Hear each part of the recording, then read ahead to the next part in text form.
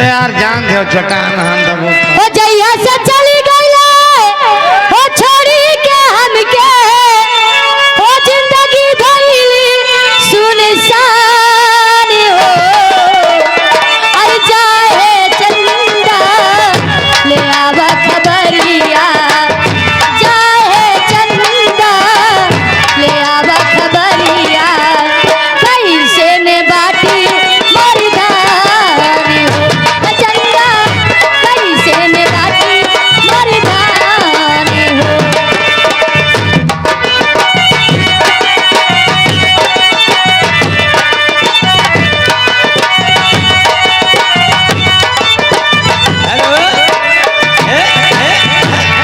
ये हमारे बड़े भैया श्री संतोष भैया पांडे जी भाई 20 रुपया हमका स्पेशल नाम देता है भैया जी का लाख लाख धन्यवाद। आइए जहिया से चल गए जाइए के अयोध्या जी के पास उसके बाद मास्टर के पास।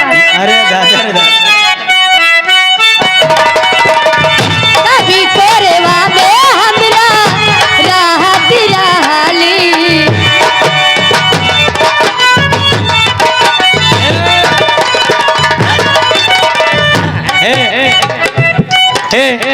किरण हाँ तोरे हाथ जोड़ता है काहे का घूमर के ना नाचा करो तोरे नीचे से जैसे कूलर का हवा निकल उड़ी जाबो ये हमारा मेरे- मास्टर देखो कूलर का हवा लेता है। अयोध्या भैया शर्मा जी भाई हमारे भैया जी यही गांव का ये सब एक गैंग ये ले हुआ ये 50 रुपया दिया था कहा था पंडित भैया प्रमोद भैया कहा था ऐसे बोले करबो हो कभी कोरेवा में हमरा राहत रहलू छन भेज गाई ना साहत रहलू अब तो हमार बिना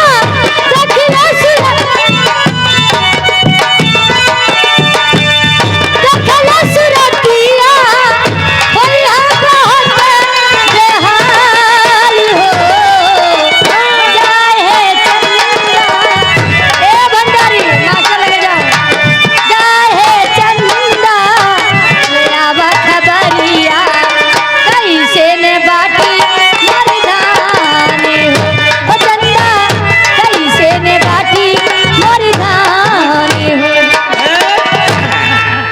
हमारे राम सिंह भैया मोबाइल सेंटर मोबाइल रिपेयरिंग जी हाँ टार्च वार्च नहीं लियो टीवी बनवाओ फ्रिज बनवाओ कूलर बनवाओ। अच्छा ये संत नगर चौराहा मोहली बाबा बेकादार ये भाई 50 रुपए हमें स्पेशल नाम दिए हैं। और हमारे मोनू भैया व सोनू भैया hair cutting saloon Sant Nagar चौराहा बाबा भिकादार जिस भाई को शॉपिंग करवाना है मसाज करवाना है हमारे सोनू मोनू भैया से संपर्क करें 50 रुपए हमें स्पेशल नाम।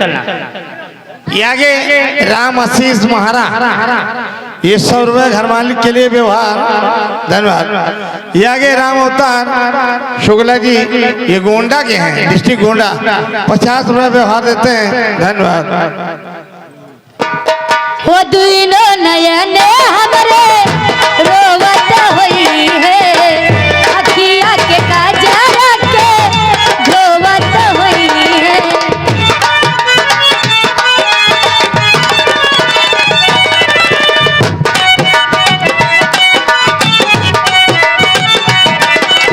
हेलो हेलो कंजूसी ना दिखाओ। एक नौता भुला गया जयप्रकाश ना और हम राव अवतार बता दे जयप्रकाश पंडित जी गोंडा के हैं 50 रुपये व्यवहार धन्यवाद। हाँ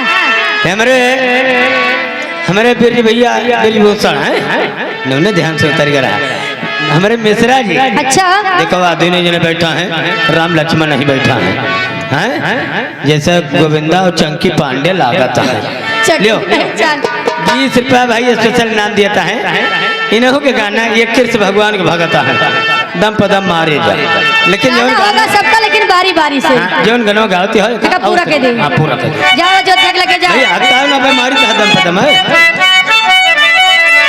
हेलो चांद तारों में या क्या बात वही का नंबर है या क्या बात वही गाना नंबर है।